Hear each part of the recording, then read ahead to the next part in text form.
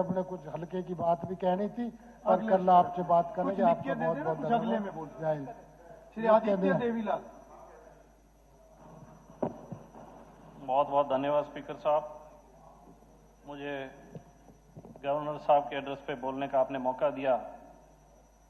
मैं कबीर जी के दोहे से शुरुआत करूंगा। बड़ा हुआ तो क्या हुआ, जैसे पेड़ खजूर, पंछी को छाए नहीं, फल लगे अति दूर। अध्यक्ष महोदय, गवर्नर एड्रेस पे घनश्याम दास जी ने अनुमोदन किया और योगेंद्र राणा जी ने प्रपोज किया। प्रदेश की तरक्की और देश की तरक्की, आने वाली पीढ़ी किस तरीके से शिक्षित हो, बच्चों को अच्छी क्वालिटी की एजुकेशन मिले, इस पे निर्भर करती है। आज तक के इतिहास के अंदर जितनी भी हरियाणा की सरकारें बनी, उन्होंने स्कूल कॉलेजेस बढ़ाने का काम किया। ये पहली सरकार है जिसने स्कूल्स को बंद करने का ऐलान किया। और मुझे हैरानी है इस बात की, सभी सदस्यगण अपने अपने विधानसभा क्षेत्रों में शिक्षा की डिमांड कर रहे थे, कॉलेजों की, स्कूल की डिमांड कर रहे थे। एक तरफ डिमांड की जा रही है और एक तरफ सरकार स्कूलों को बंद करने जा रही है। यमुनानगर के 80 स्कूलों को बंद करने की योजना है। करनाल के स्कूलों को लगभग 62 स्कूलों को बंद करने की योजना सरकार ने बनाई है। आज स्कूलों में, कॉलेजों में लेक्चरर नहीं है, स्कूल में अध्यापक नहीं है, और जो पढ़ा रहे हैं वो बार बार सरकार के आगे गुहार लगा रहे हैं कि उनको नियमित किया जाए, 7वां वेतन दिया जाए।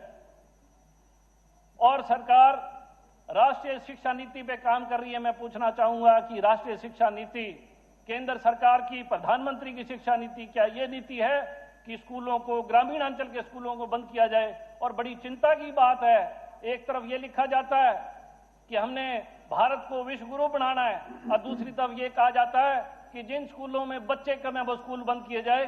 चिंता इस बात की होनी चाहिए कि बच्चे क्यों नहीं उस स्कूलों में आ पा रहे, क्यों बच्चे शिक्षा के जहां पे जरूरत है, जहां पे स्कूल बने हैं, उन स्कूलों के नजदीक रहने वाले परिवार, गरीब लोग, सरकारी स्कूल में कौन जाता है? गरीब का बच्चा, दिहाड़िए का बच्चा।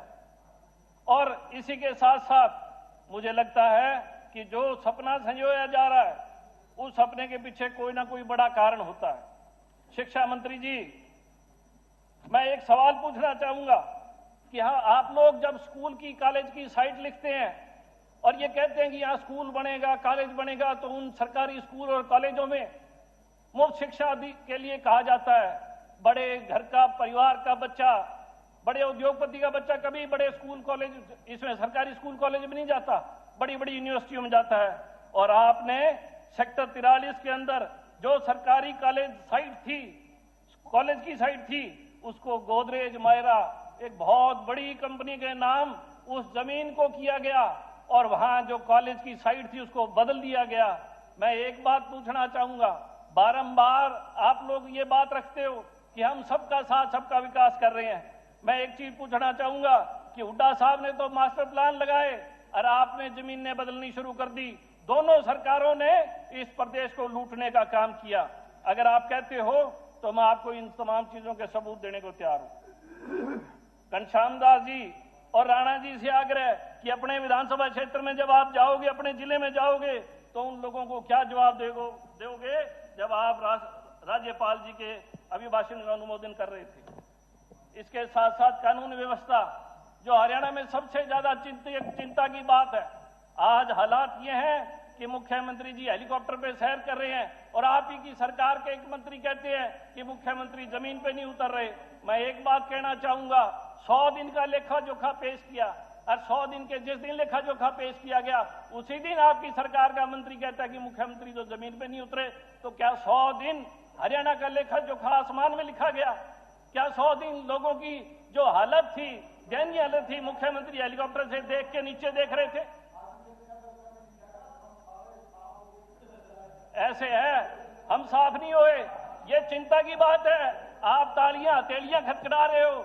आपको जो आज मैंडेट मिला है, आप ये सोचो कितना कम प्रतिशत वोटिंग हुआ है, 2% वोटिंग हुआ है, क्योंकि उसका सबसे बड़ा कारण कांग्रेस है। कांग्रेस ने मुख्यमंत्री के सपने भूपेंद्र सिंह हुड्डा ने साकार करने का काम किया, प्रधानमंत्री का सपना इन्होंने साकार किया कि आपकी सरकार आई। अगर इनका ये प्रधानमंत्री के सपने पे काम ना करते, आज आप यहाँ ना बैठे होते, आप यहाँ बैठे होते और यहाँ पे जनता का जनादेश होता। मैं आपको बताना चाहूंगा, कानून की व्यवस्था है उसके बारे में बताना चाहूंगा। एक पार्टी का मुखिया हमारे स्वर्गीय नभय सिंह राठी जी का गोलियों से कत्ल कर दिया गया और इसी के साथ साथ Indian national Lokdal Bahujan Samaj party का और मुख्यमंत्री के हल्के का, क्योंकि इस हल्के से पहले मुख्यमंत्री जो है इसी हल्के से विधायक और मंत्री रहे हैं, उस नारायणगढ़ हल्के का हरविलास रज्जू माजरा का कत्ल कर दिया गया। ऐसी हालात हरियाणा के अंदर है। व्यापारी भयभीत है, जो बीजेपी का वोटर है उसको आज डर लग रहा है, उसको शहर के अंदर थ्रेट्स आ रही हैं। ये हमारे कानून के हालात हैं। क्या ये सपना साकार करेंगे? क्या ये देश को, हरियाणा को चलाने का काम करेंगे? सर हुआ ही नहीं, अभी तो घंटी पहले बजा दिया आपने। समय हो गया, 6 मिनट में कंक्लूड कीजिए।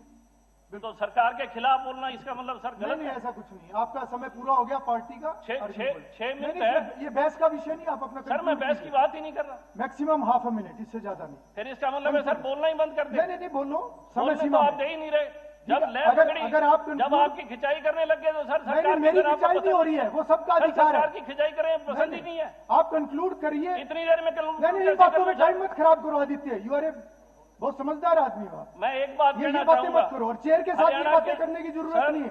सर कंक्लूड कीजिए आप। मेरे को 10 मिनट का समय आपको नहीं, देना कोई चाहिए। 10 मिनट नहीं है, वो आप तय नहीं करेंगे।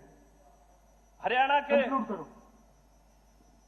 एसपी ग्राम पंचायतों से जबरदस्ती ये सर्टिफिकेट ले रहे हैं कि बताओ कि आपका गांव नशा मुक्त हो गया है।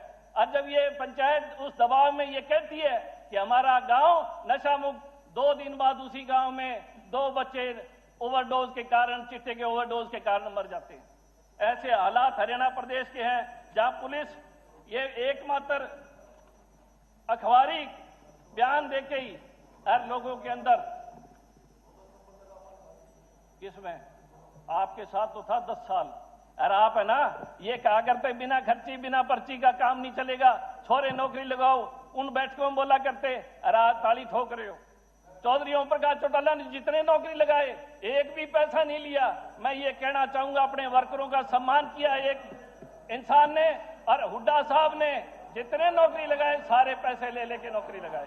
ओम प्रकाश चौटाला जी के राज में अगर कोई नौकरी लगा तो कार्यकर्ता नौकरी लगा, और आप में ही बहुत से लोग बीजेपी के बैठे हैं। और मैं कहना चाहूंगा, आप लोग भी पर्चियां पकड़ाया करते थे क्योंकि बीजेपी सहयोगी दल था और बीजेपी